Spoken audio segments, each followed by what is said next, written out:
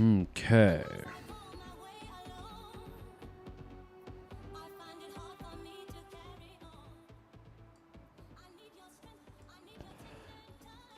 All right.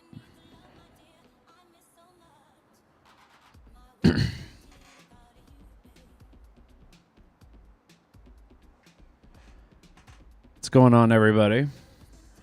Just getting all set up here now. And I want to make sure.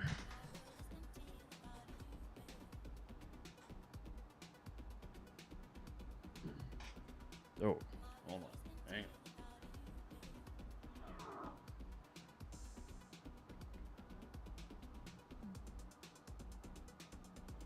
on. I think we got it figured out, boys. I think I figured it out since last time. My problem was, I figured it out. My problem was that, sorry. My problem was that my OBS settings were absolutely atrocious. And, I can't believe I'm saying this, but, AI was the only thing that was saving my life. Hold on. We gotta go back to Yoda's hut here, and also see how long of a delay I'm in.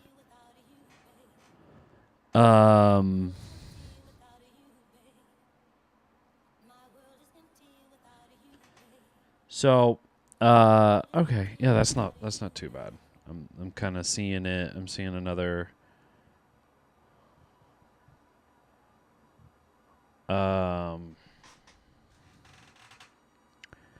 Now the real test is going to be when we do watch a video, but I think the way that I have it right now is pretty freaking good. Okay.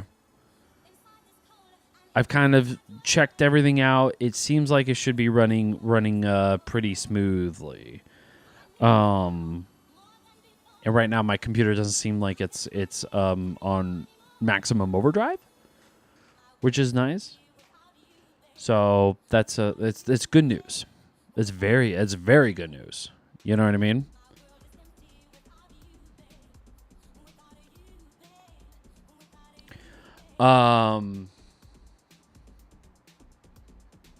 So welcome everybody.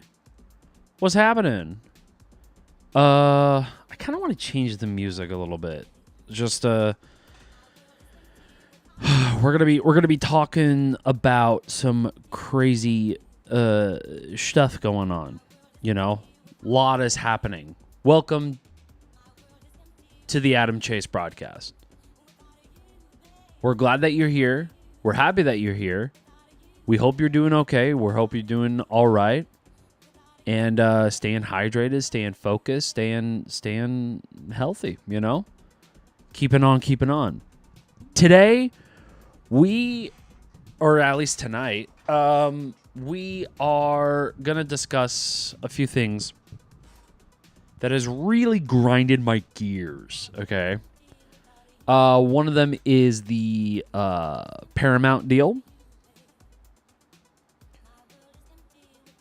David Ellison is the new CEO of Paramount, or I guess new owner of Paramount. And they are currently in a hostile takeover. Is it hostile? I don't know. But it was a pretty hostile bidding war between Netflix and Warner Brothers. Or sorry, no, it was between Paramount and Netflix to acquire Warner Brothers. Sorry, that's what I wanted to say. And these people,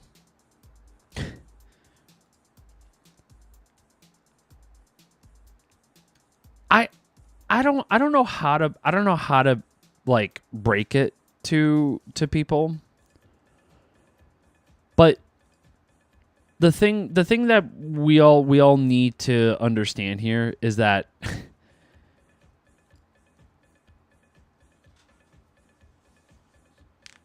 we don't hate billionaires enough. I think that's the I think that's the I don't know. That's my opinion. Is that we don't hate billionaires enough, and I think a lot of this stuff too is just sort of like buried underneath the actual horrible news. So this whole Ellison update with Paramount is kind of a new thing here,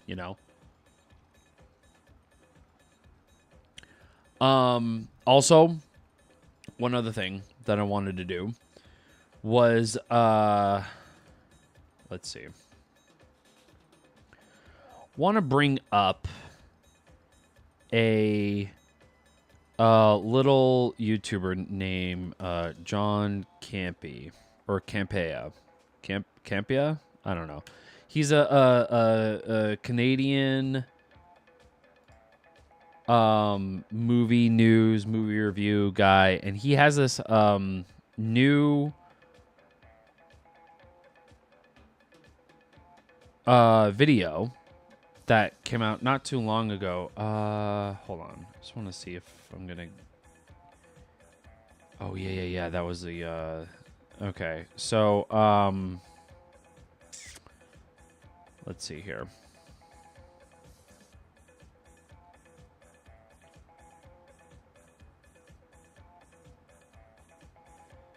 Okay. Sorry, we're gonna do some reconnaissance here. Bear with me.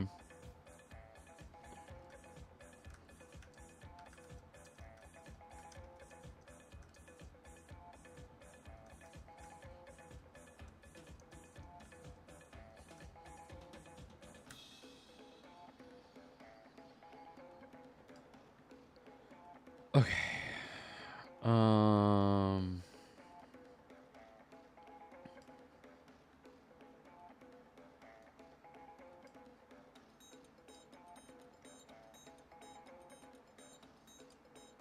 So, whoops. Oh, I didn't want to do that. All right, y'all.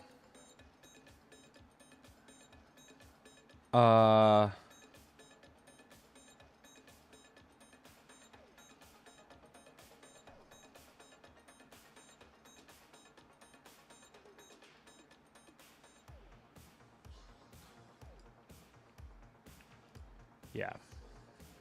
This was what I wanted to watch. Yes.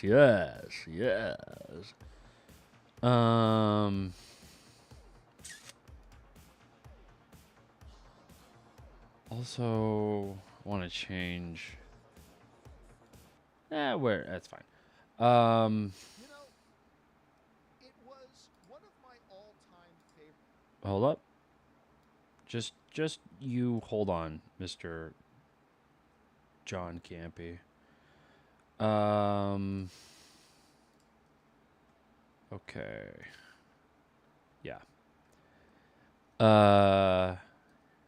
So for those of you who don't know,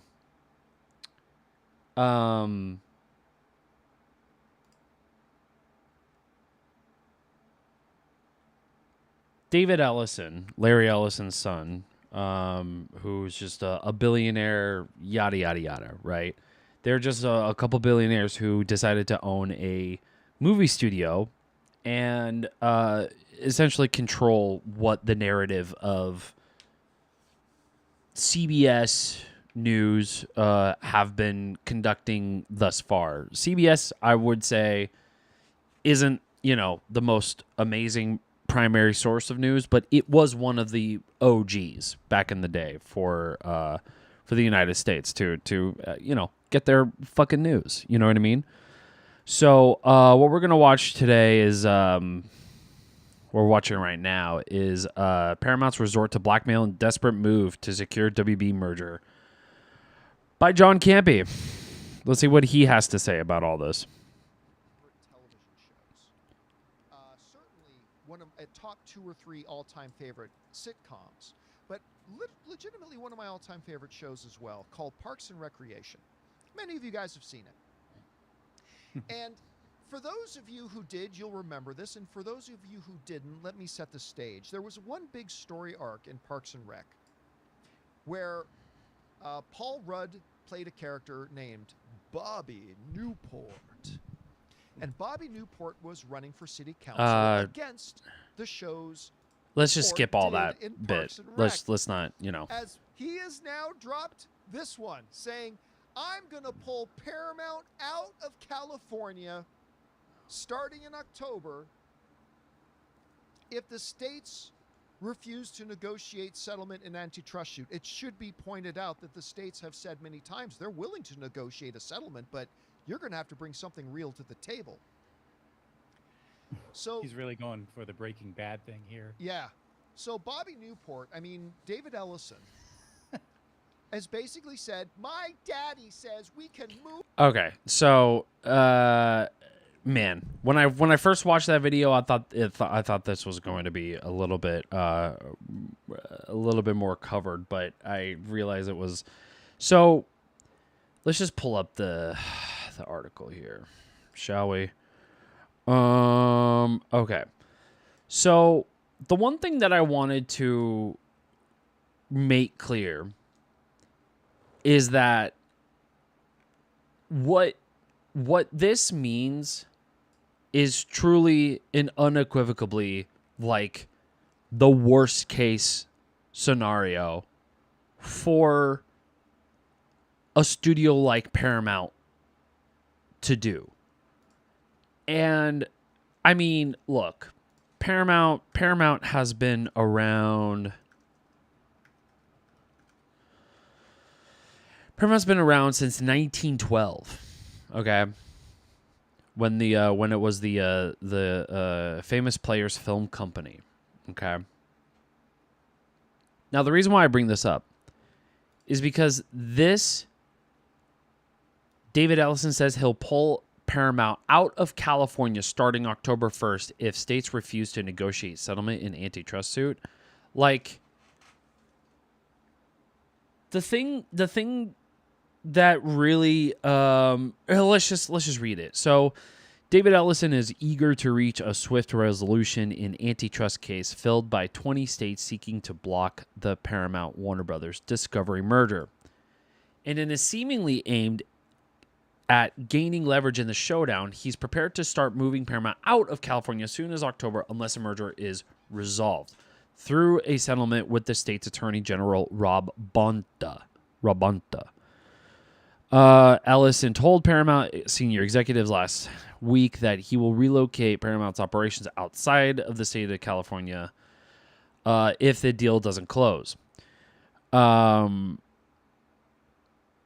the reason why this is absolutely horrible is not only just because Paramount is an iconic,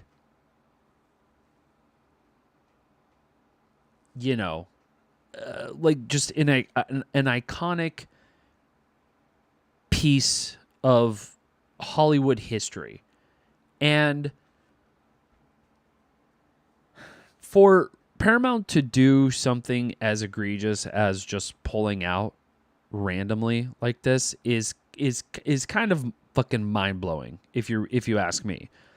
Because this is honestly like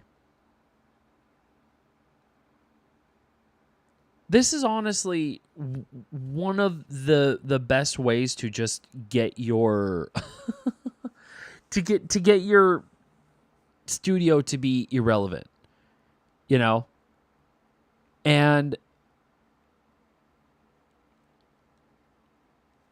this will also threaten jobs. That's kind of the point that I'm trying to drill home here, is that this is going to affect jobs on a spectacular fashion. Because think about it. When this merger goes through, that means that a Warner Brothers and all their shows and all their movies and everything, and Paramount and all their shows and all their movies and everything are all going to be on one singular joint studio. Now, are they going to keep Warner by itself in the way that it is? I I don't know. Is it like, a fucking, for sure thing? No, but we can also assume that with this deal, this is going to come with a heavy burden for a lot of people who work in this industry and who work on these shows, who work on things that, matter the most in terms of movies and TV and shit. So for Paramount to do this is not only a threat to Hollywood history, but it's literally a threat to the working class of, writers and filmmakers and, people in every department that you can think of on a film set. And this is clearly going to make shows absolutely fucking horrendous.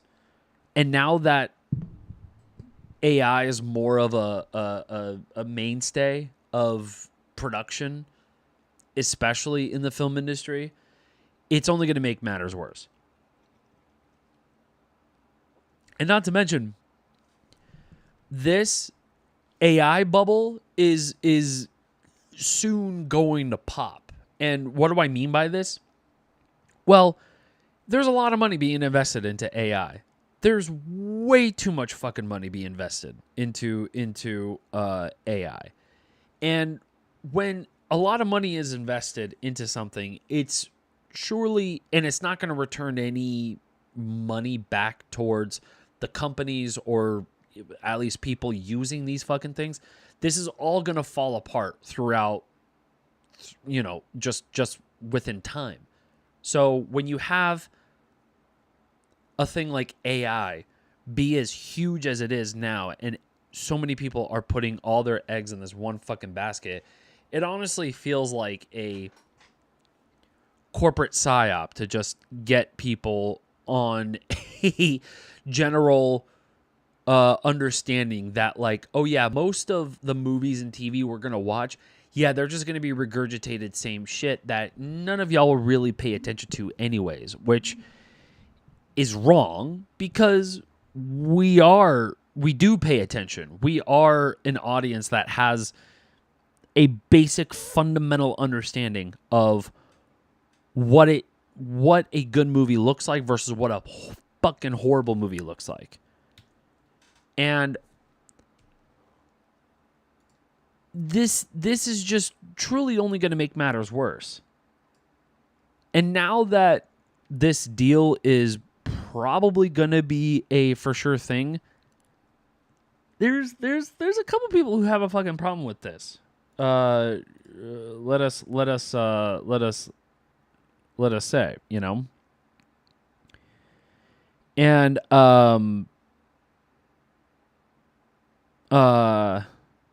let's see.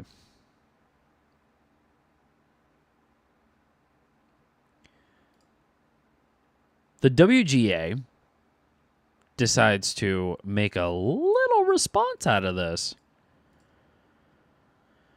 So, the WGA slams David Ellison's plan to pull Paramount from California. This type of behavior is precisely why the merger should be blocked. So, the thing to understand here is that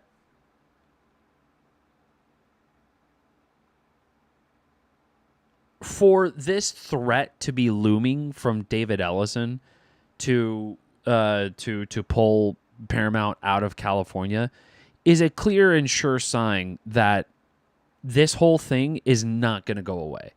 And even by the powers of, WGA, there's really nothing holding back the courts from this, antitrust lawsuit, that the merger will eventually go through, and this whole thing is just going to be kaput. However, this is something to pay attention to, because the Writers Guild of America has fired back at Paramount Skydance CEO David Ellison after he threatened to start pulling out of California. We already talked about this. By threatening to leave the state, because it doesn't want the government to enforce the law, Paramount further proves the danger of its outsized power over the industry and what it will mean for writers and the creative community, the WGA told Variety. This type of behavior is precisely why the merger should be blocked. Like, yeah, no shit. This is David Ellison holding the, antitrust California courts, like holding them by gunpoint and basically saying this is what's going to happen if this whole thing is going to be blocked. This whole merger is going to be blocked. And it's just like, I mean,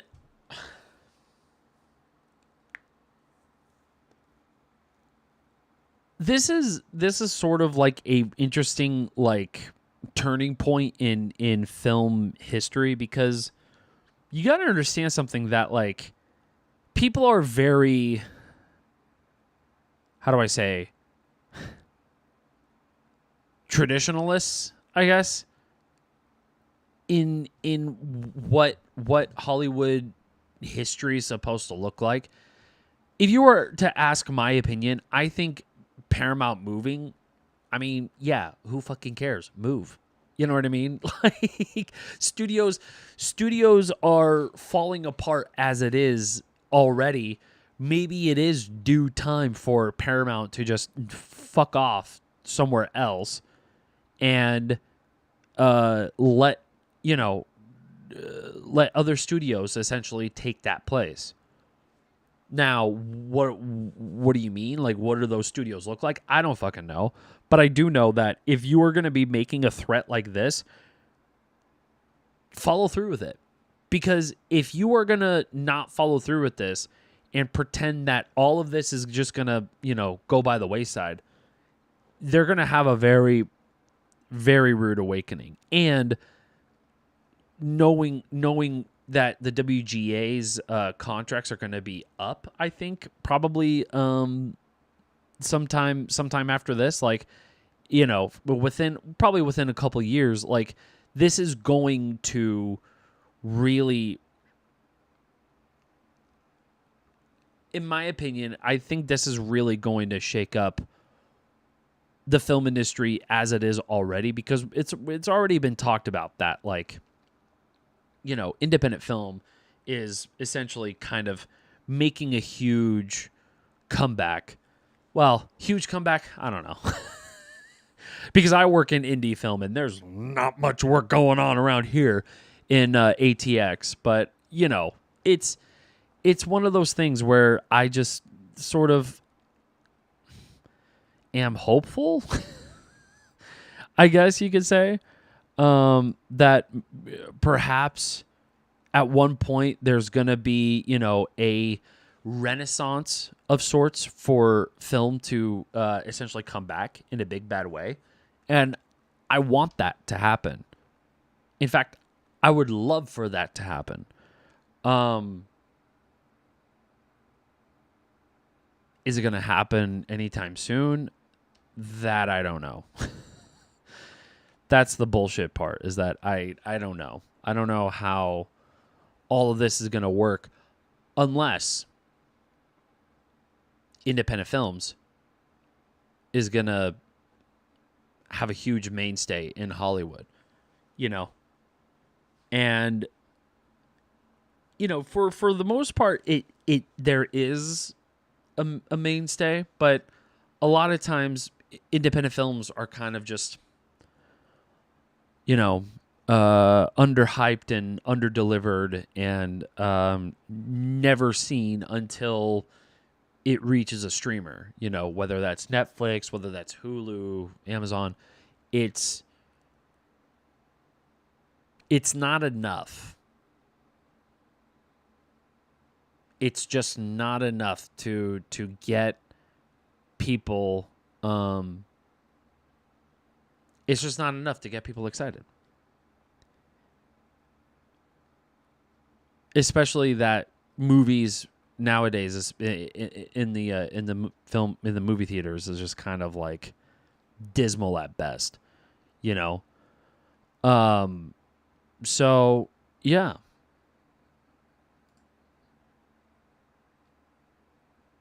So yeah.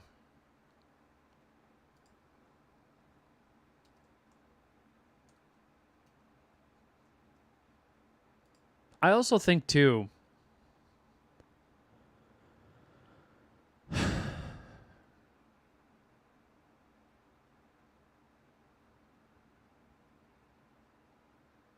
I also think too that with all of this resistance from the WGA, from audiences, from, even producers and, bigger, I would say, producers who work in Hollywood are all not on board with AI and how it's made. Or sorry, how it's going to be making movies. And yeah. So, anyways, continuing on, the AG's lawsuit claims the transaction violates the Clayton Act by diminishing competition in 3 key markets: wide release theatrical distribution, top grossing theatrical distribution, and basic cable licensing. Bonta, in response to the news that Paramount may split town, wrote on X, in a span of weeks, Paramount agreed to halt the merger until a court decision or until June 2027, asked for a November trial. It is now back with another attempt to blackmail the state into letting an illegal deal through. Paramount has lost the plot as it continues to lose in court. It didn't work the first time on the eve of our July lawsuit, and it won't work this time. Yikes.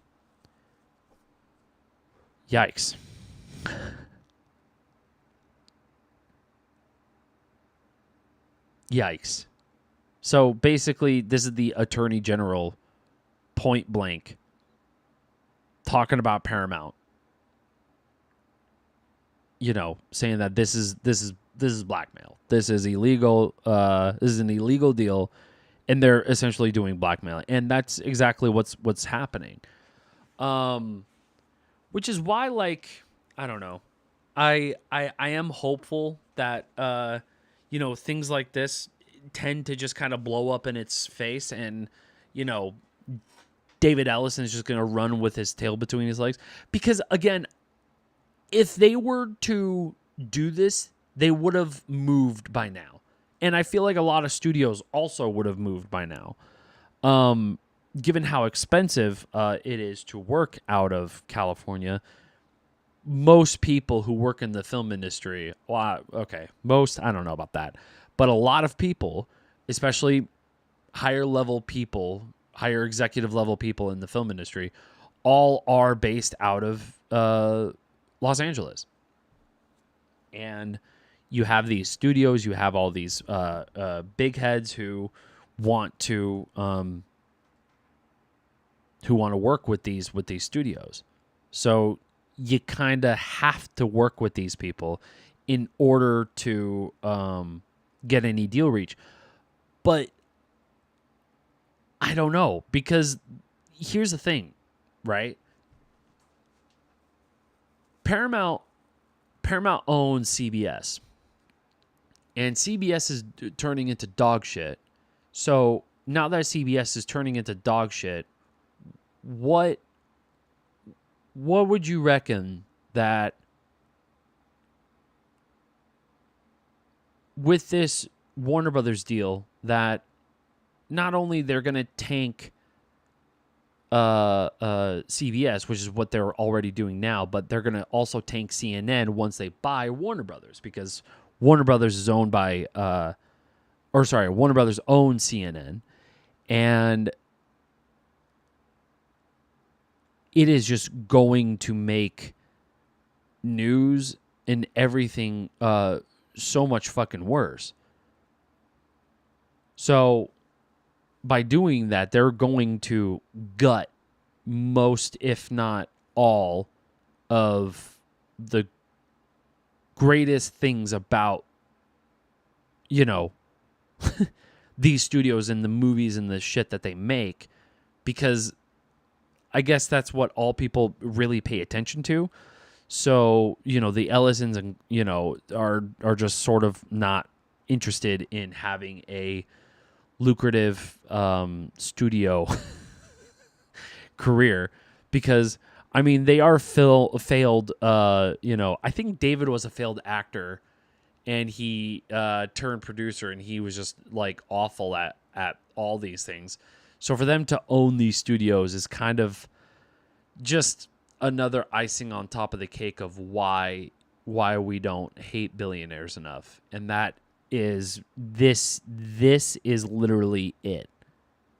This, you know what I mean, is this threat, is this blackmail of taking a prestigious studio that has been around for centuries.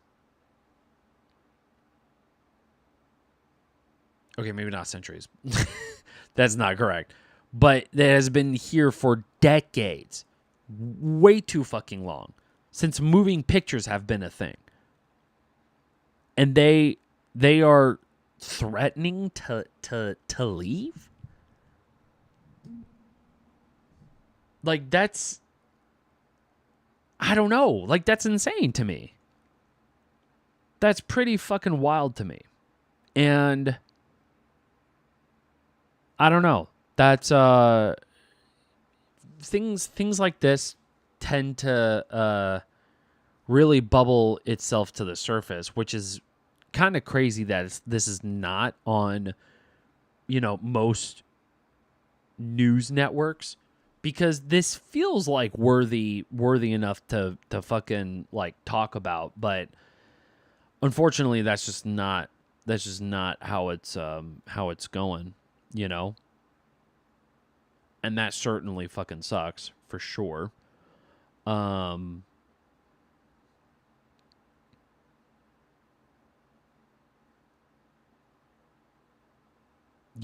I just, I'm blown away. I'm blown away by this lack of sustainability from Paramount's point of, hey, you know what? Like, there's a lot of people who don't want this deal to go through. Fuck it. We're not gonna do this deal. We're gonna reevaluate our company, yada yada yada, and we're not gonna move out of California. Like, that is the best case scenario, and I think that that's probably what's going to happen. But we are living in Trump's America, and I'm not, unfortunately, confident that I'm unfortunately not confident that these things are just gonna, only go by the wayside, because these elections are kind of taking up the bandwidth of the news, which, of course, rightfully so, right? But we're missing this part, which is, blatant monopolization of film studios, only to not generate art and make movies happen, and good movies at that, but just simply merge these companies and, make content rather than film and TV, and that's unfortunate, but they're gonna get bit in the fucking ass, y'all. They're going to get way bit in the fucking ass. So, speaking of biting ourselves in the ass, there's one article that I read a while ago, but I didn't fully read, and I wanted to read it with you guys on this particularly bullshit time of our lives, which is David Ellison's guest opinion on the New York Times, or the lying New York Times, as little Donnie likes to call it. The lying New York Times. Wow. Very bad people. So we're going to shift our attention to David Ellison's opinion essay in defense of the Paramount Warner deal. This has been covered by other, like, drama slop tubers and everyone of all shapes and sizes and colors. They kind of have weighed in on this thing, but I really wanted to read this in its in its fullest glory. It's not that long. I guess David Ellison didn't have a lot to talk about, but this is certainly a very frustrating thing. So let's read it together. David Ellison, in defense of the Paramount Warner deal. Many people have weighed in on Paramount's agreement to acquire Warner Brothers Discovery media analysts, power brokers, political commentators, competitors, and of course lawyers for a transaction of this size. That is expected and appropriate. The one person you haven't heard from is me. Okay. But you just, basically laid out all of the things that you guys are interested in, but whatever. Okay. There is a reason for that. I believe that anyone who oversees a news organization, I am chief executive of Paramount, which owns CBS,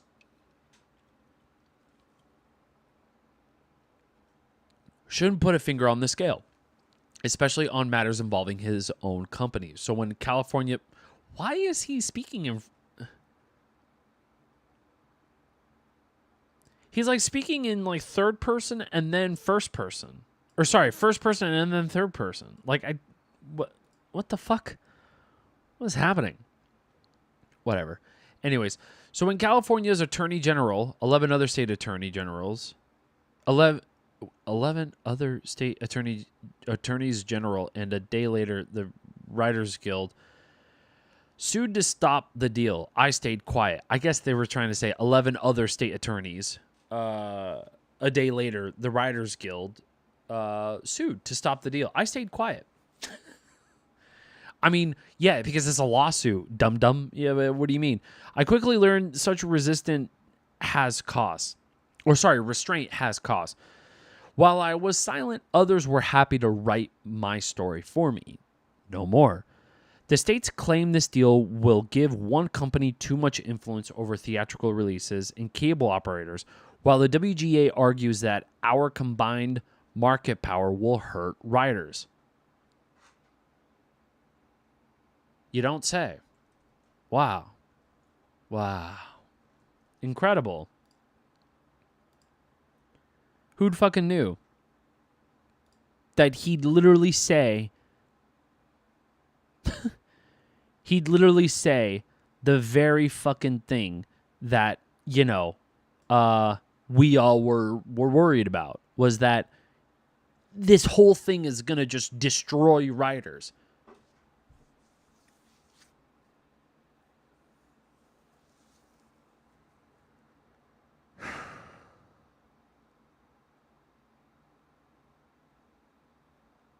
Like that blows my mind. That actually blows my mind. Both suits, hold on. We gotta have some music going on. This is way too sad for me to let's do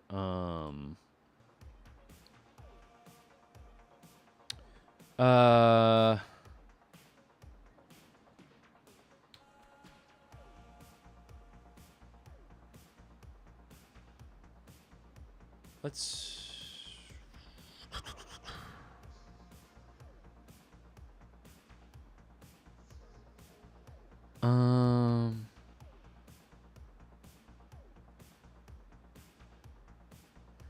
frick. I had someone I wanted to listen to, and now I don't freaking remember. Oh,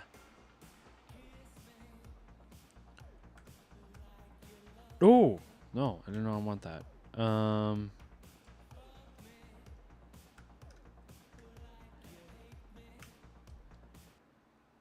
1 second.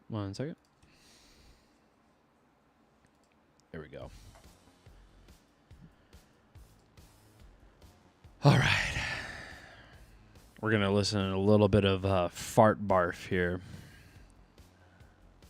And yes, that is the name of the band. So, let's continue. WGA argues that our combined market powers will hurt writers. Yeah, no fucking shit. So, the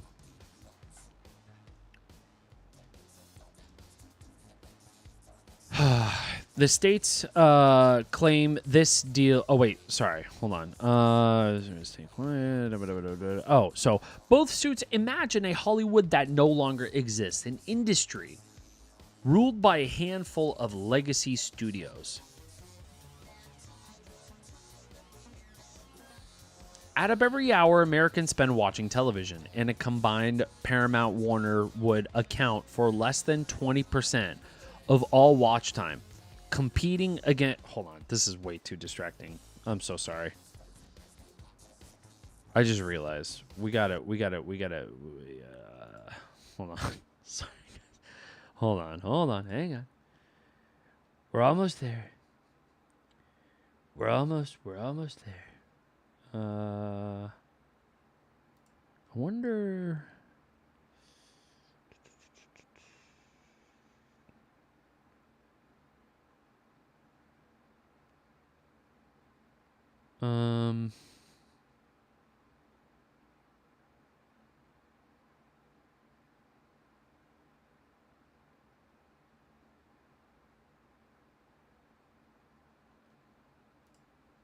Should do this.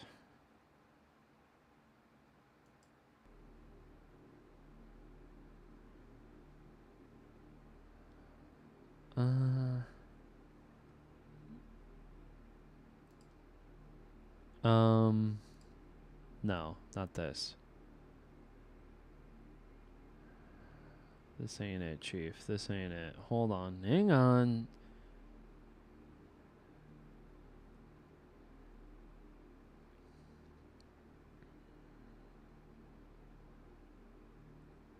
I thought I... Oh, I guess I didn't.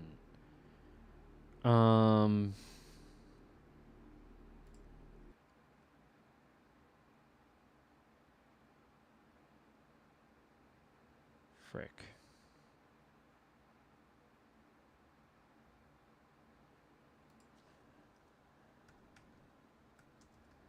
What was it called? Deep Space Funk. Hold on.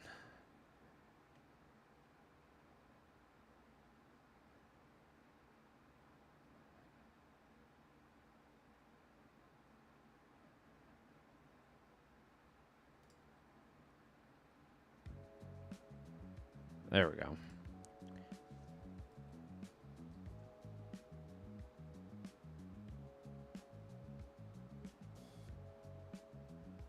All right. So let's continue.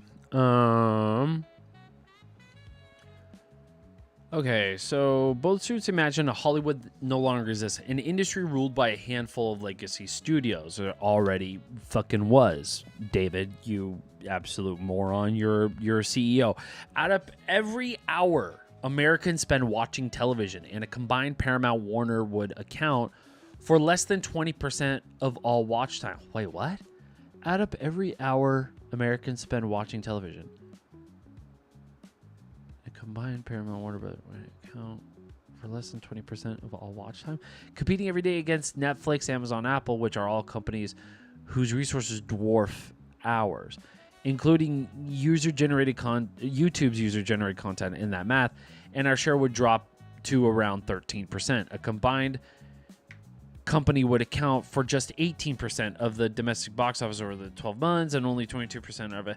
Okay, this is... hold on. No, this feels like bullshit fucking math. All this feels like bullshit fucking math. What are you talking about? Those are not the numbers of a company that can dictate what audiences watch or what writers get paid.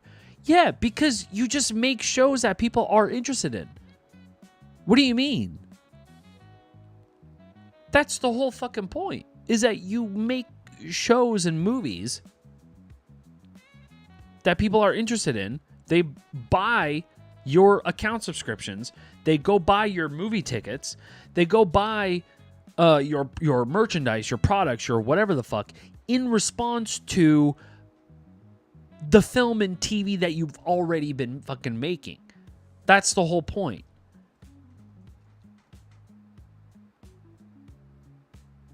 That's alarmingly stupid. That's actually like unbelievably fucking stupid. Wow. That's wild. I believe this fight is not really about market share. If it were, it wouldn't have been reviewed and approved by regulators, reflecting 65 countries, including the United States and China, as well as the European Union.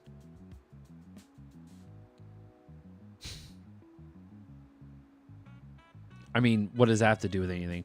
I believe a plainer worry sits beneath the brief and the news releases. The news. You know, at first I was thinking like maybe he hired like ghostwriters to write this, but I'm now beginning to understand that he wrote this fucking thing, but then either had the fucking editors at New York Times fucking like go through this with a fine-tooth comb and just go, you sure you want to say this, sir? Type shit, you know? Because this feels like CEO shit. Like this feels like, you know, like I believe the fight's not really about market share. Like, well, I mean, you are owning one of the largest movie studios in Hollywood, in film history. Now, yeah, that does include CBS and all that. But that's not what you're fucking talking about. So let's continue. The issue is whether I can be trusted as a steward of Warner's CNN. There has been speculation about my politics, my loyalties, my intentions. Yeah, because he is a fucking Trump puppet at the very least, you know, and that's like a charitable interpretation of who this fucking guy is. Like, I feel like that's just like scratching the fucking surface in what this dude is. Just a fucking horrible billionaire that has no problem driving companies all the way to the fucking ground for the sake of him just kind of, you know, getting ahead wherever the fuck he goes. That's just crazy. Unfortunately, I can't give any one of you into my heart and mind, but I can share this. I have regularly voted for candidates of both parties. Whoa. We got a fence sitter, ladies and gentlemen. Hold on. We got a fence sitter here, ladies and gentlemen. I hold some of the views that would be called conservative and others would be called liberal. Wow. What a huge thinker, just like most Americans. And when it comes to our news operations, I do not aspire to lead these companies to bend their newsrooms to my views.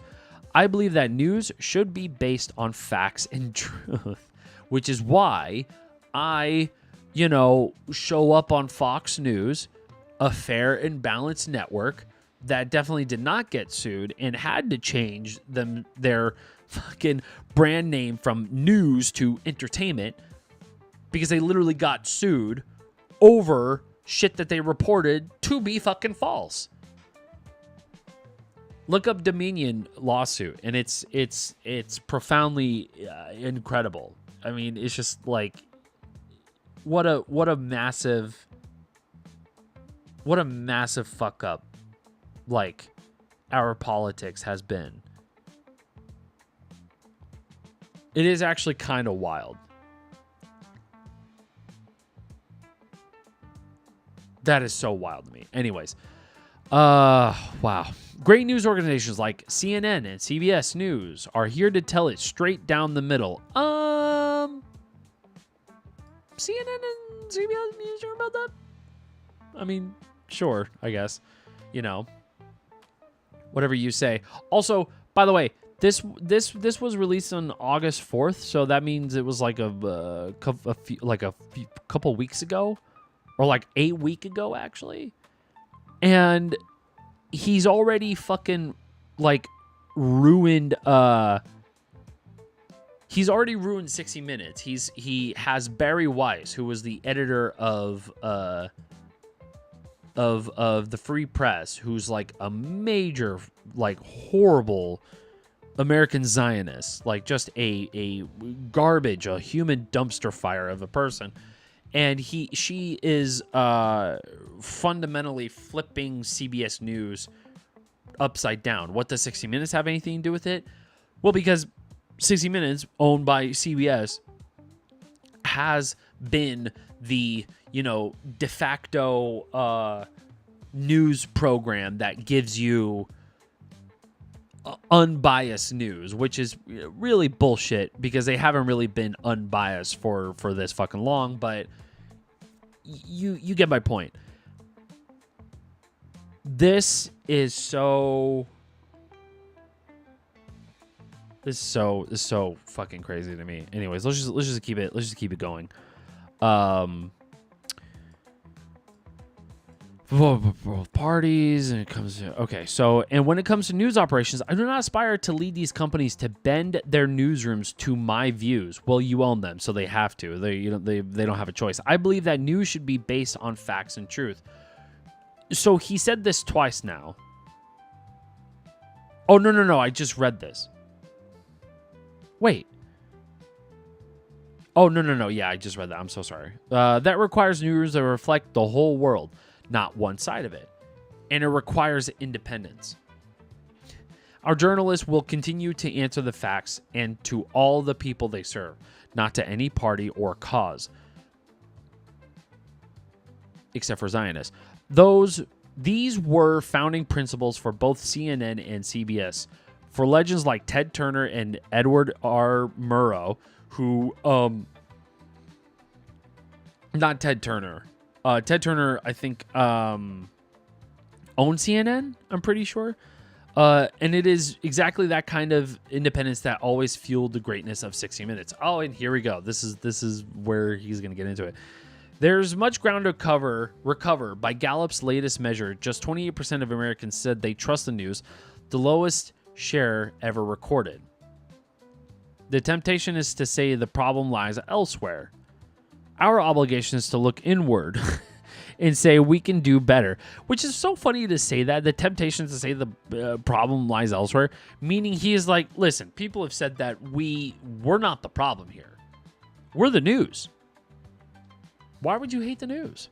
We are the news. And it's like, well, you took the news and you just fucking like shat on it along with its journalists and its journalistic integrity on top of that. So no one can really trust the fucking word of a billionaire like David Ellison. By the way, a billionaire wrote this fucking article. Whatever. Anyways, so we are in a moment when Americans trust few institutions, but journalists haven't always helped their case by refusing to engage with critiques. Oh, he's talking about... Hold on a second. Is he talking about... He's talking about...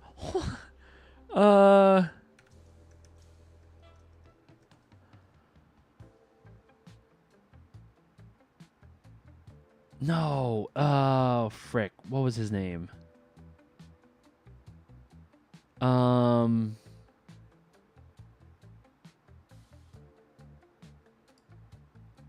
Mike Wallace. The old host of the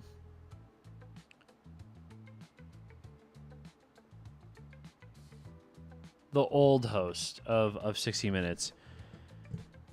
He's been there for years, and I cannot believe I'm fucking blinking on his name. I've been watching 60 Minutes since I was a kid. Oh my God. Why is this so difficult?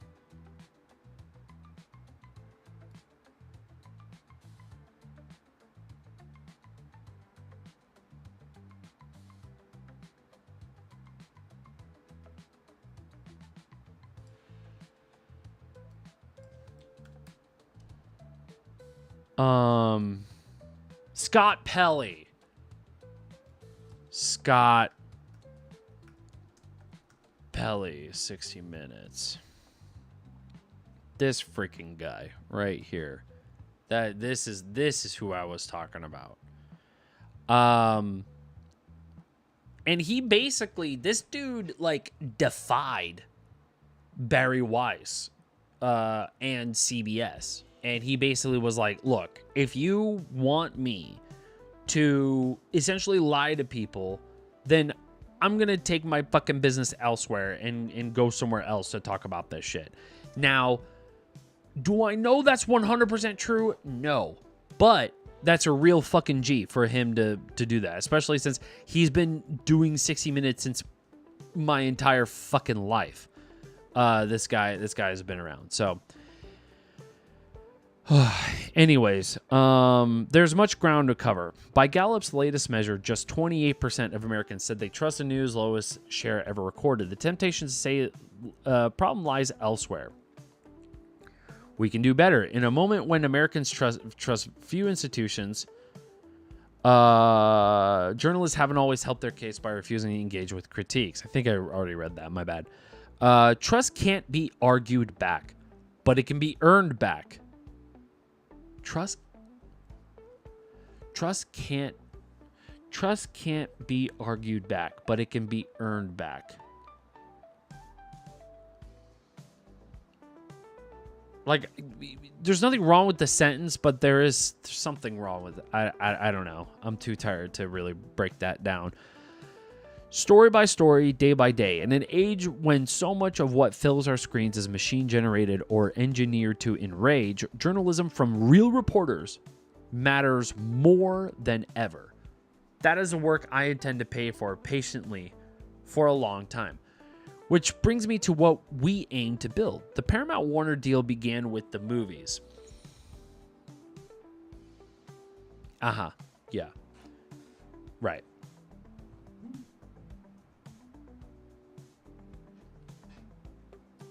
It only began and ended with the movies, didn't it, David? You know, not like owning TikTok was couldn't have also been only just for the love of social media, right? Anyways, I have loved film since I was old enough to sit still for one. And scenes from the movies have shaped who I am. A boy riding a bicycle silhouetted against the full moon. Twin suns setting over the desert. Okay, whatever. Jets dogfighting off California. Behind each of those moments stands real money, real risk, and hundreds of brilliant artists. Okay, all right. He's just kind of going on with his point. The machinery is in trouble. Hollywood is losing ground to technology platforms whose algorithms reward the loudest voices.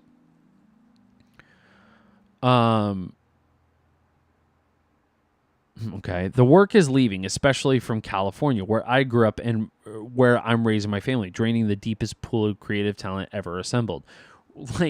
And it's so crazy that, then a week later, he was like, okay, by the way, we're going to leave if you don't let us do this deal.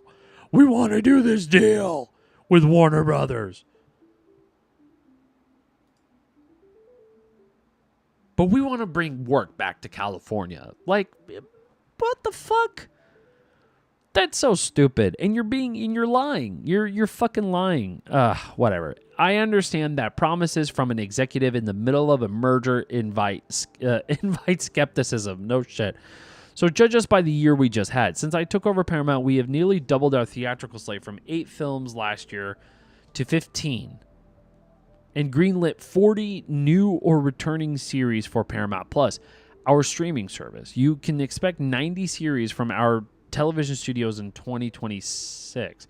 We raised our content investment by $1.5 billion. We did that before the deal was signed and any lawsuit was filed. Because making more is the whole point of the company we are building. So let me get this straight. You are riding on the fact that you are making 90 shows for a streaming service that hasn't really generated any profit for you at all in any way, shape, or form. Not really, except for, subscriptions and advertising and shit, from the, the ad tier of your subscriptions.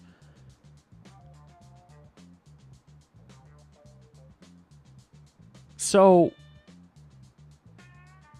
why are you releasing more fucking shows? Why do you have so many fucking shows?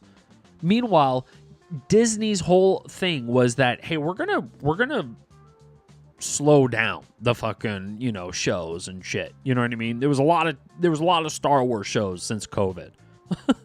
You know, there was a lot of Marvel shows since COVID, and that was a little much. And it was like a day late and a dollar short, right? But at least they knew to fucking tighten their belt. Not saying that in defense of Disney. Fuck Disney. But I'm just saying that, like, this is a really, really shitty look at a streaming service that is supposed to be making you money, and you're saying, oh, we're going to have, you know, so many TV shows, but nobody is going to watch them because A, not a lot of people have Paramount Plus, and B, you're not actually going to fucking, you know, have successful shows by just pushing 90 of them. You know what I mean? You can catch more flies with honey by making fucking better quality shows instead of just shows just randomly because we just got to fill in that fucking slot of, well, not the slot, but like the fleet of content that's supposed to be released on Paramount. And yes, I do say content because how do I explain this? Paramount Plus and a lot of these streaming apps have what Patrick Willems have called just ultra fucking mega movie slot. And that's basically what these studios are just only invested in, is making McMansion level budget shitty action slop, like Netflix slop. And, you know, I know a lot of people are like, well, how do you define slop? Like, what does that actually mean? Well, what it really means is that slop is very dry with consistent effort to engage you with the story and engage the story that you can see as an audience, that doesn't require you to have your hand held, that doesn't require you to fucking, you know, get a PhD. You know what I'm saying? Like, not all shows has to be Stanley Kubrick, but there can be a few shows that can feel very smart and very Stanley Kubrick, right? So the whole, I don't know, this whole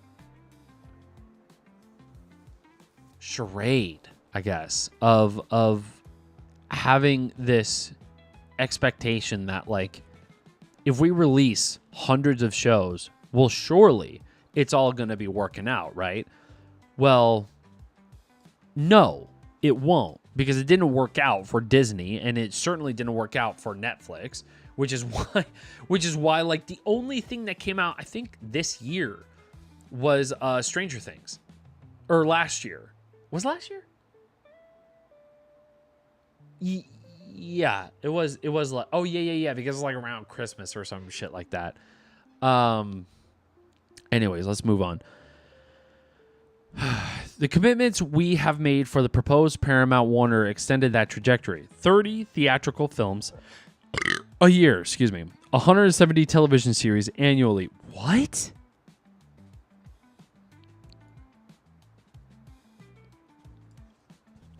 Is that a lot of show? I feel like that's a lot. No?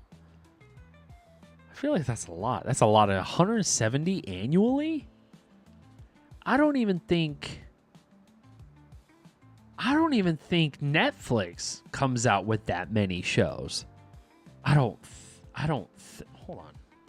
Now I'm curious.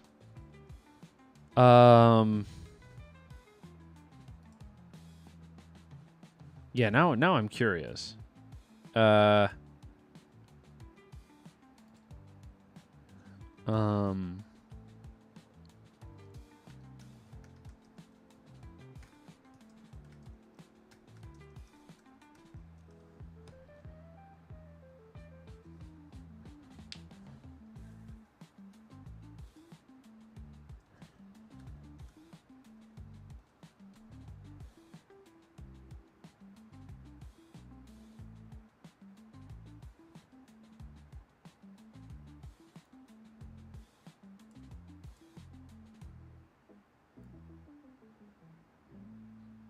Hold on. Annual uh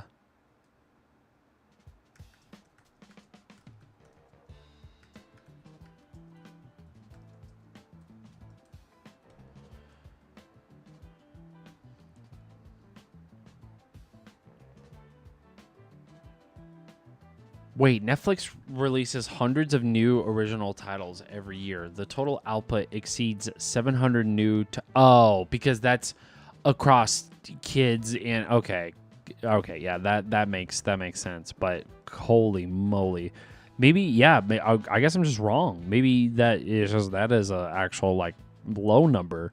The 30 theatrical films sounds about right because that's around like the amount of movies that Warner puts out or Disney would try to put out. And when I say Disney, I don't mean like fucking Disney live action or whatever. I'm talking like Hulu and shit like that. Adjacent owned fucking production off like studios like Buena Vista and how they are basically like the hub of Hulu and shit, So,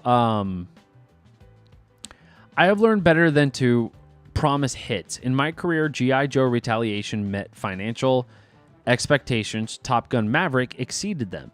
And Terminator Dark Fate fell short. I am proud of all these films, but nobody can dictate what audiences will love. What I can promise is the work and more of it. A deal this size is lived out in public, and I have felt every bit of that. I don't ask to be taken at my word. The commitments are in writing, and the work will be on screens where anyone can judge it. Hollywood story can have a happy ending only when we connect with our audience. It's the audience, the American people, that has the final say in whether a movie succeeds or fails. Whether a news organization thrives or withers, and therefore whether our industry succeeds or fails. The alliteration is out of control. I want to build a company with the strength and resources to deliver for those audiences who turn to us, for the storytellers who rely on us, and for the country that dreamed this all up. And look at these comments, like the first 3 comments.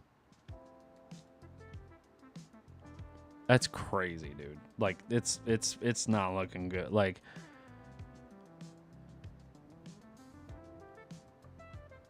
yeah, this one dude. Okay, I'm sold. As a formerly avid viewer of 60 Minutes, I'll give it another shot. But if I smell political bias, watch out.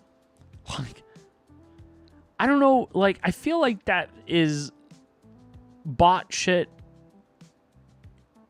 The level of genuineness, it's just whatever. Anyways, so I've read a few comments along with Mr. Ellison's opinion, and I have a little different take on the merger. Oh, okay, that's just someone. When companies grow too big to fail, consumers are the ones who lose. If you truly love the movies, bring back the concept of competition. Yeah, I don't know if it's competition that's the problem with this. I think it's just the fact of like we're so capitalist brain that like we have to like think to ourselves like, oh, well, you need to have Warner Brothers make 50 films a year. You need Disney to make 50 films a year, and all these studios to make all these films.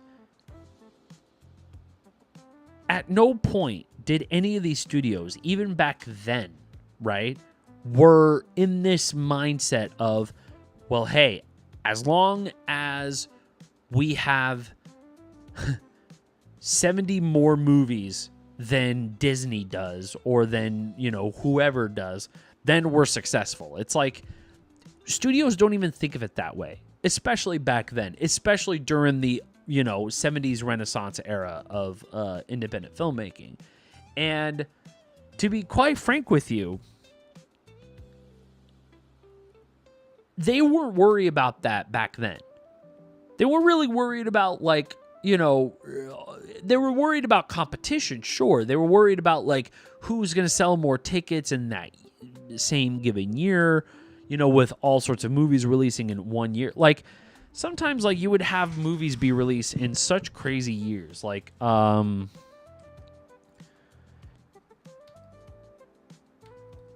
sure everyone knows, what happened in 1977, but when you see all the movies released that year, you're going to be so fucking surprised.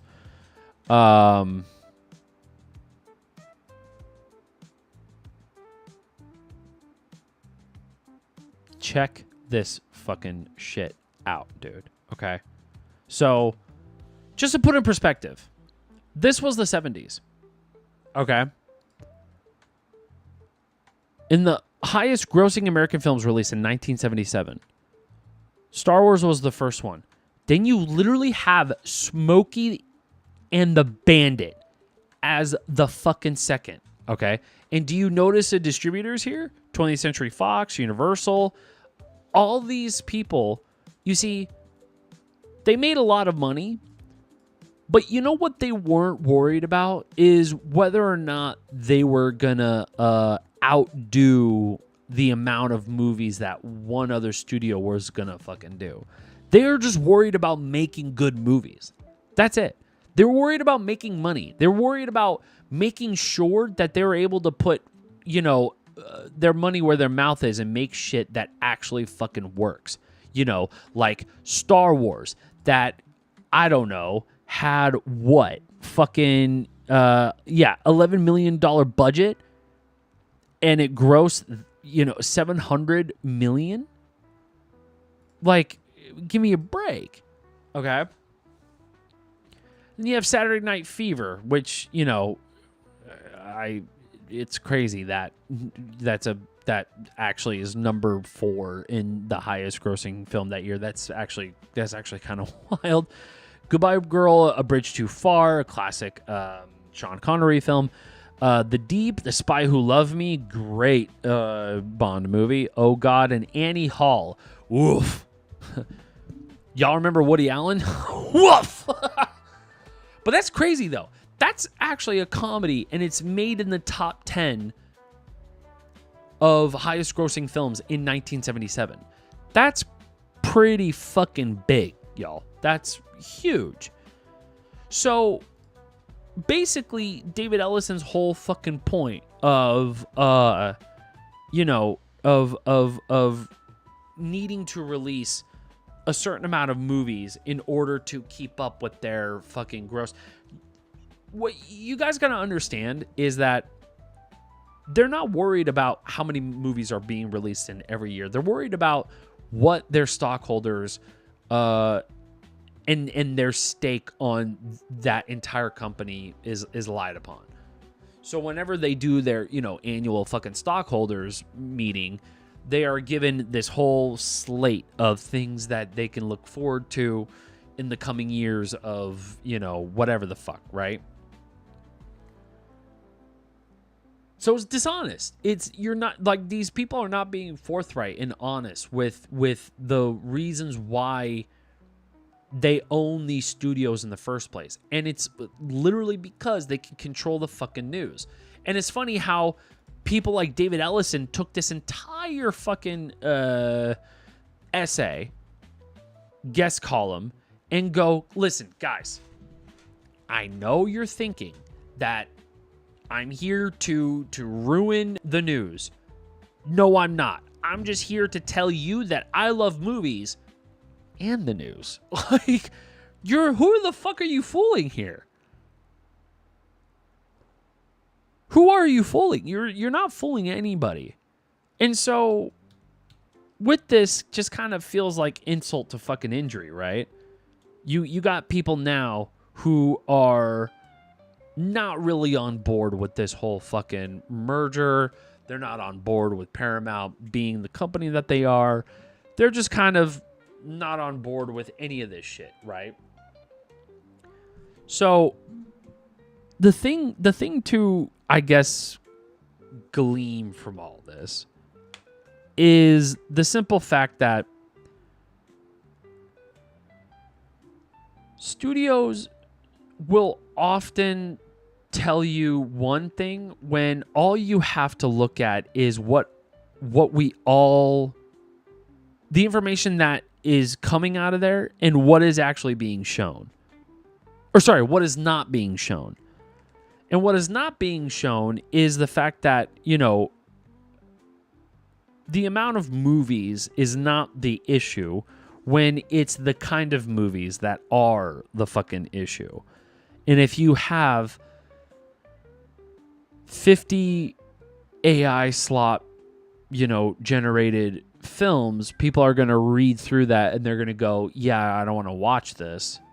And then you only have really 10 movies that aren't AI slop that have generated money, but it certainly didn't break the fucking bank because it's either a straight to streaming film or it was only in theaters for an X amount of time, so it didn't really generate a lot of money.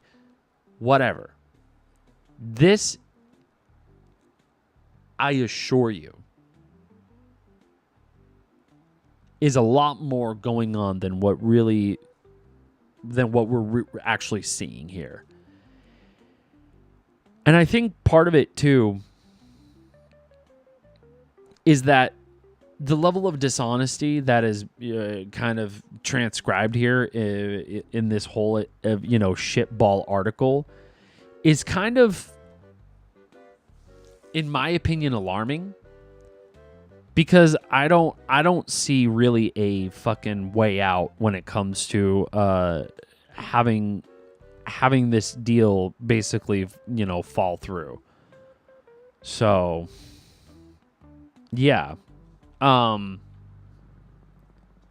So in the film industry, we have this little thing where we make sure that every given set, no matter what film set you are on, has safety. And safety is a big priority on film set, okay? And so we like to do these things called safety meetings.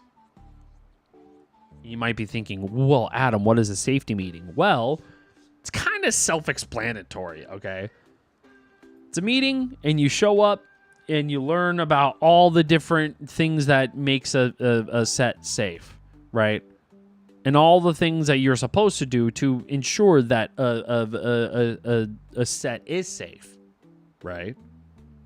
So for the Adam Chase broadcast, okay, we're going to have a safety meeting. Now, the safety meeting is only going to be a few seconds. It's not going to be a long time.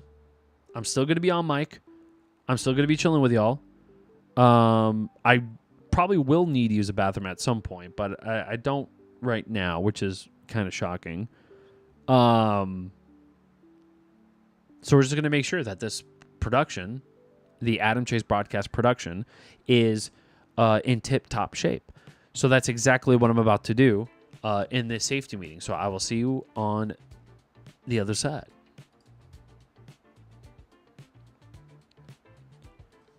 And I'm still on mic, y'all.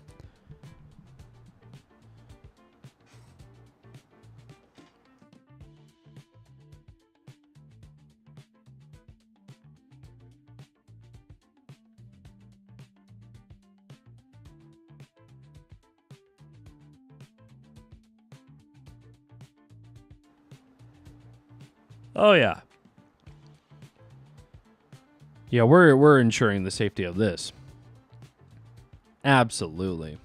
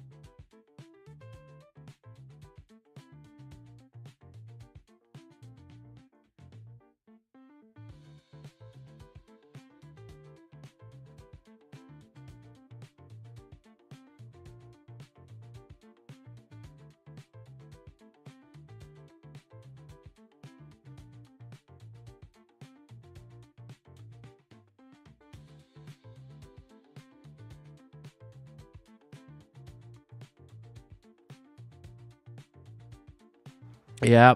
Oh, yeah. And you know what, guys? It turns out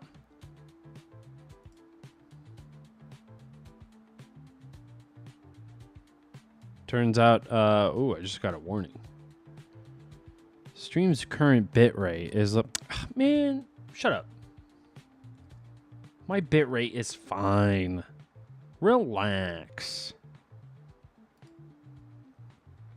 Calm down. Okay? All right. So we're going to move on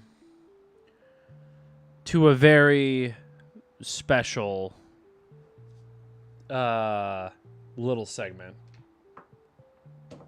And I got to change the order of this. Let's see here.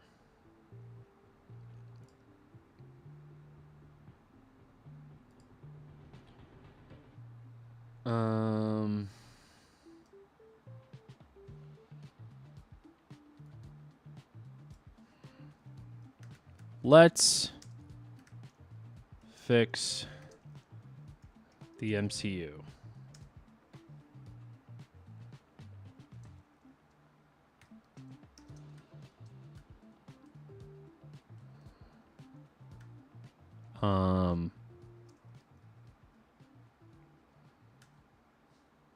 Yeah.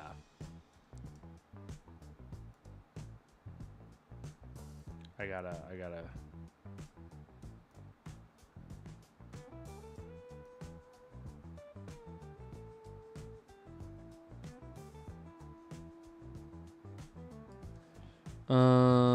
center this a little bit. There we go. There we go. All right.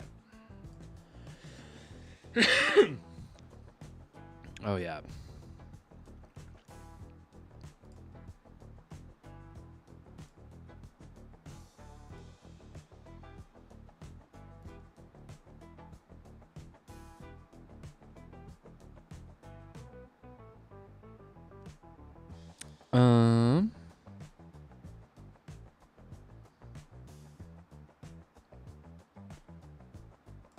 Hold on. Film speak. Whoops.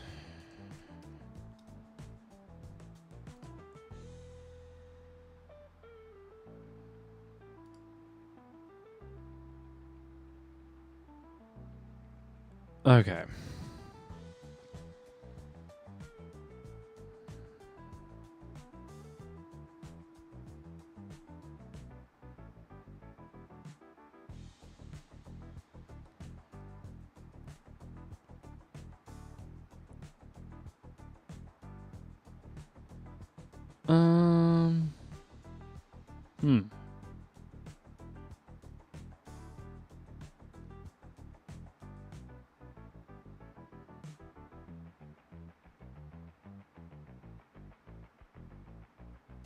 So let's begin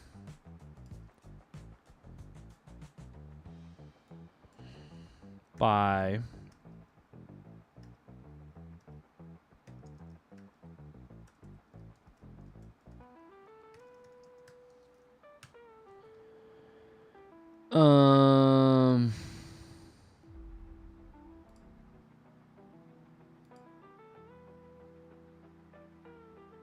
yeah, there we go.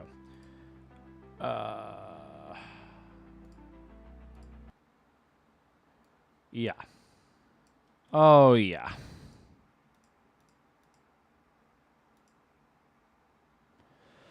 We're going to watch a little trailer.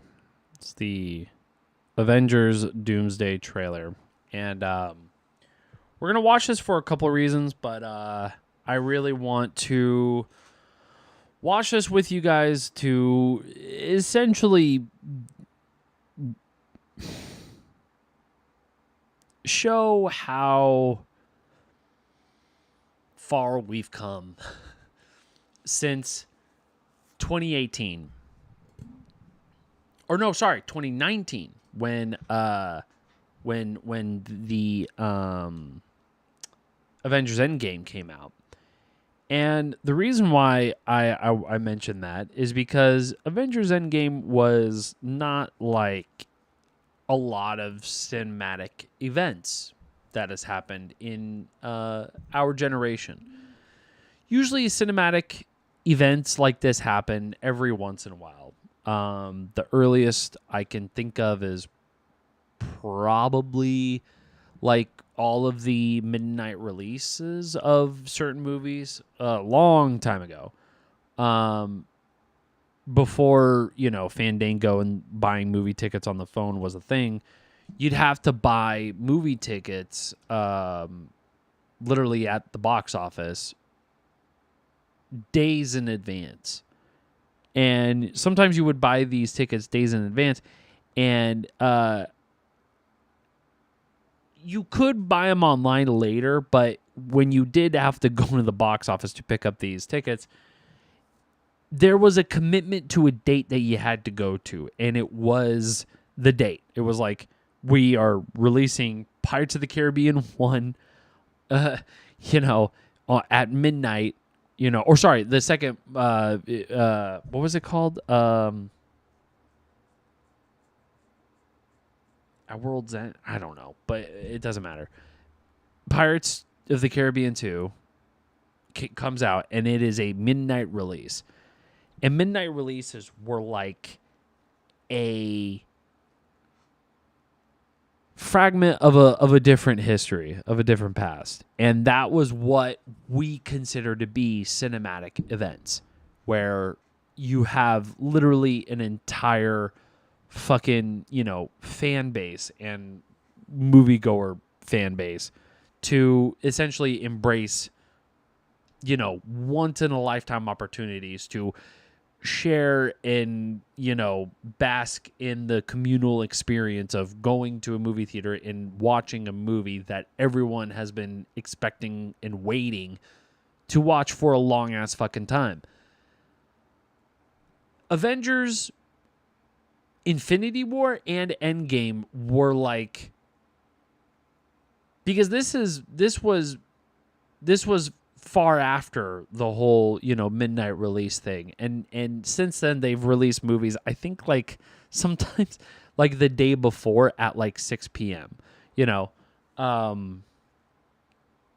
like that kind of shit. Like they'll just release the film at like, 7 or 8 p.m. and then that's when they started like coming out with like tickets that day. So, this was the return since Avengers Endgame, because we said goodbye to, the one that started all this off was Tony Stark, was Iron Man, was the guy to, launch what is, the MCU that we all know and love, right? So, Iron Man came out in 2008, and in the span of 10 years, Marvel movies had become such a fucking iconic staple of American cinema for that decade that it almost put a stranglehold on movie theaters every single year at around either May or December, depending on when Disney decided to release, some of these movies. And for the most part, it was fucking like dominating even summers and shit like that. And a lot of these movies were dominant, at least during this time. So when you had 10 years worth of movies, right? You had over 25 movies worth of Marvel films from 2008 all the way to 2019 when Endgame came out. All these movies were a seminal part of the greater MCU, zeitgeist. And when you had, this MCU basically built up for 10 years, what do you do with that? Well, you make a movie where all of them fucking come together and basically turn into a comic book splash page of all the heroes that you fucking love teaming up with all the other heroes that you also love, and or maybe not love, but also have heard of and never really got to know or read, in all these comic books. And I'm a huge comic book fan. In fact, when I was younger, I had a hard time reading. So comic books were like the thing that helped me in my reading comprehension. And when I first started reading comic books, it was almost like a fucking like window into a whole ass fucking different world that I was just not that I was not privy to, and it was the first comic book series I've ever invested in, and that was the I think it was the Ultimate Spider-Man series. It was in the early 2000s, and it was written by Brian Michael Bendis, who wrote so many great Marvel comic books. And I think he's also worked in other like comic companies or whatever the fuck. And he has made, in my opinion, the thing that got me into Marvel, but also has launched 1,000 ships to really be invested in superhero lore, especially the MCU. And I've always been, and I've always have been, a Marvel dude. I've always read Marvel comic books. The only DC comics that I've ever really read were Batman, because Batman was the only interesting fucking character in all of DC, in the DC universe. So, anyways, long-winded way for me to say I know a lot about comics. We've come a long way from Endgame, saying goodbye to Tony Stark, and now we're here for Avengers Doomsday.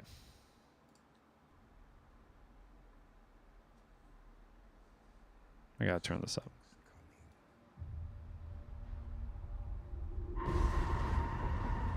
Something we may not be able to deter. Before this day is done, we shall be faced with an unthinkable decision.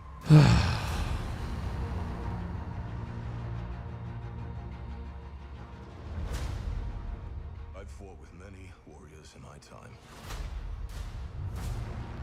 They were far stronger than all of us put together, and they died. They died facing enemies and threats that scared me far less than this one.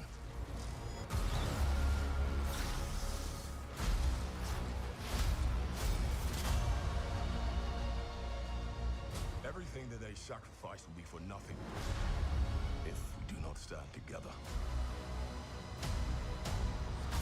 Put aside your petty squabbles. And presume nothing except this. If you return, you will return as brothers and sisters.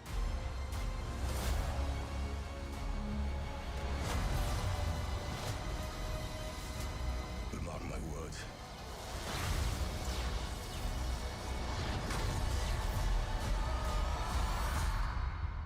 We're going to need a miracle. Hey, pal. And who is worthy to hold a hammer?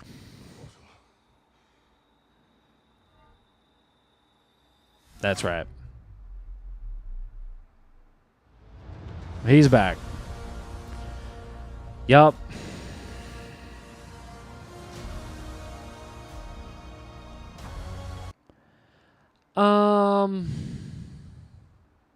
So yeah. What'd y'all think? Listen.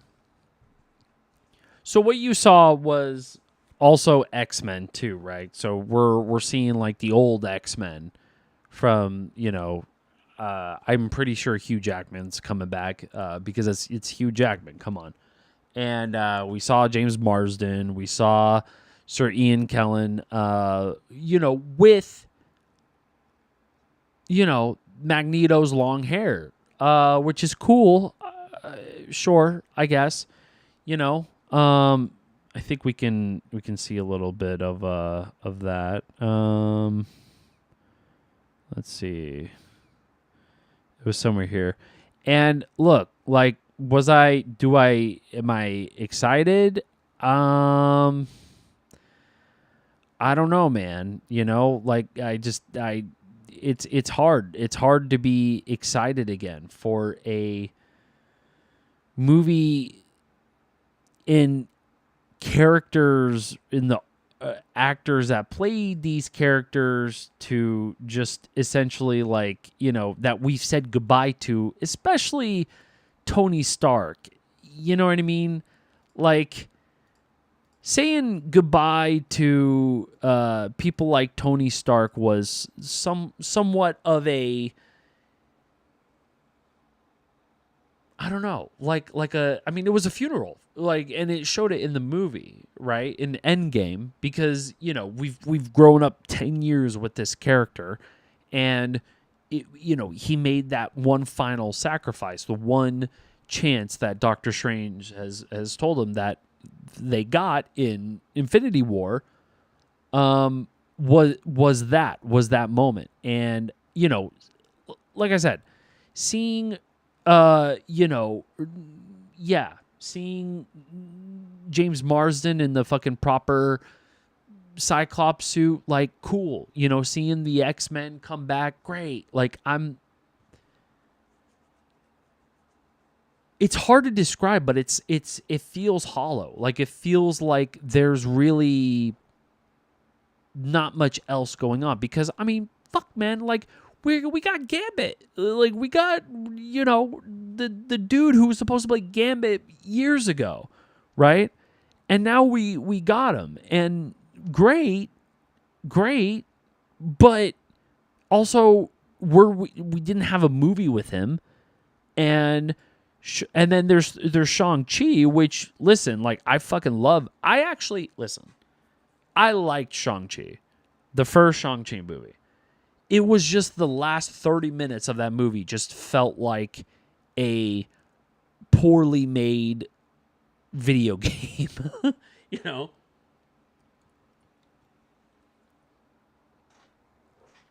But that's not to say that the movie was horrible. It wasn't horrible at all. I liked it. So why am I on about this? Well, the reason why I'm on about this is because we have, we have the Thunderbolts. We have Ant-Man back. We have now the Fantastic Four from the first steps. Like, we have them now. And, and then the most important part of all this is Doctor Doom. Now, you might be thinking, Adam, what's there not to love? It's Doctor Doom, right? Like, it's fucking, like, that's one of the best villains of the MCU. Yes, I agree. However, what is the one thing that Doctor Doom doesn't do when he is Doctor Doom, right? And that is take off his fucking mask. Now, I know a lot of comic book nerds are going to tell me he did take off his mask. He's actually taken off his mask multiple times, yada, yada, yada. No. I mean, yes, but in the context of an introduction to Doctor Doom, the last thing you want to be doing is seeing him take his mask on and off every 10 fucking seconds, Master Chief from the Halo show, just fucking having a whole ass personality and complaining, and getting gruff and grumpy most of the time,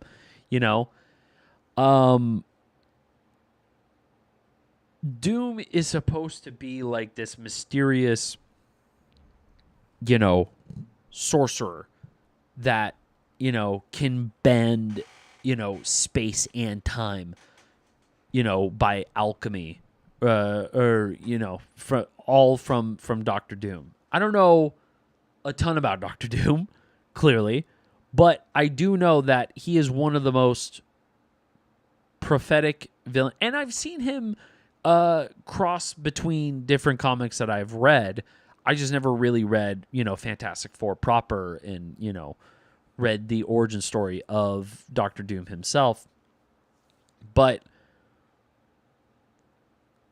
Doom, in my opinion, is a character that is supposed to be mysterious because evil shrouded in darkness is scarier when you can't put a face on it, and only a metal face like Doctor Doom. And it's supposed to be intimidating. It's supposed to be, vilifying. But unfortunately, with Robert Downey Jr. coming back, yes, Robert Downey Jr. coming back, this sort of just ruins the whole fucking thing for me. Because it's like, wait a second. You had one of the most facially recognizable actors who's been around movies for years, played Charlie Chaplin, played deep personal roles, and he played Tony fucking Stark as Iron Man, and done that for 10 years. And he was fantastic at that as well. Shout out to Iron Man 3. I know a lot of people fucking hated that movie. I loved Iron Man 3. The one thing I got to tell you is, if you ever seen the movie Kiss Kiss Bang Bang, watch that movie and then watch Iron Man 3. I promise you, it's going to change your perspective of that movie completely, of Iron Man 3. Anyways, my point is that Robert Downey Jr., to be wearing a mask the entire movie and giving him, I want to say,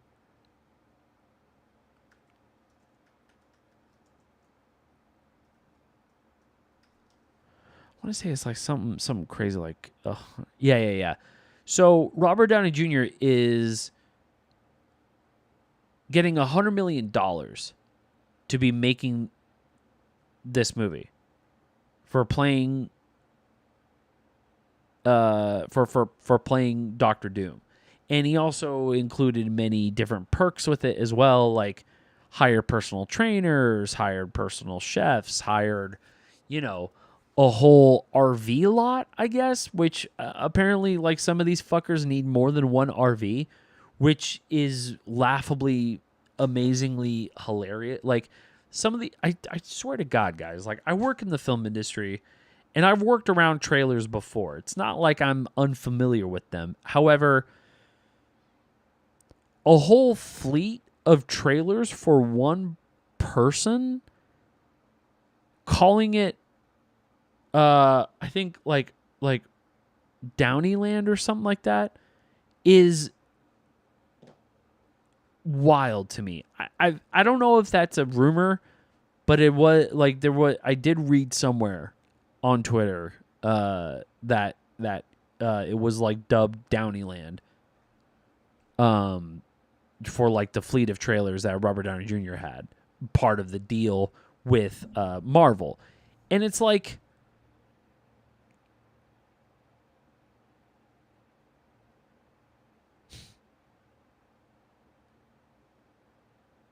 I don't even know if it's really going to be that successful. I don't know. Because it achieved almost like $2 billion worldwide for Avengers Endgame. And I don't have a lot of confidence for this movie, is all I'm going to say. And that is saying a lot. That is saying a lot. So,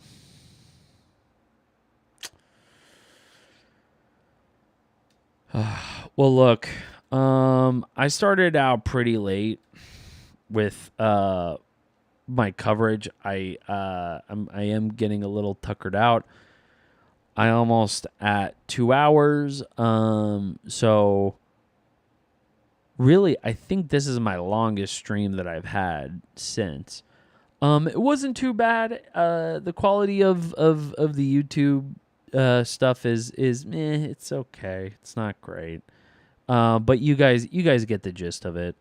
I'm happy that y'all are here and participated and watching me go through the stuff that I wanted to talk about, and I appreciate you tagging along with me. So without further ado, ladies and gentlemen, thank you so much for tuning in. We love you. We see you. Don't talk to strangers. Drink plenty of water. And as always, just keep on keeping on, man. You know? And that's all you can do. That's all you can do. Your boy's a little tired. So we're going to try to do this nightly as I possibly can, because sometimes I am, working and I get home pretty late and I won't have a lot of energy. But sometimes I do have a lot of times actually, I've come home from shoots and I just get this crazy second wind of energy for no reason other than that, I just do, So, yeah. Hope y'all had a good time with all this. Hope y'all had a good time chilling with me. So, yeah, just wanted to share all this with y'all. And I'll catch you next time on the next Adam Chase broadcast. And that has been that, ladies and gentlemen. Boys, girls, and MBs. Thank you so much. We'll see you next time.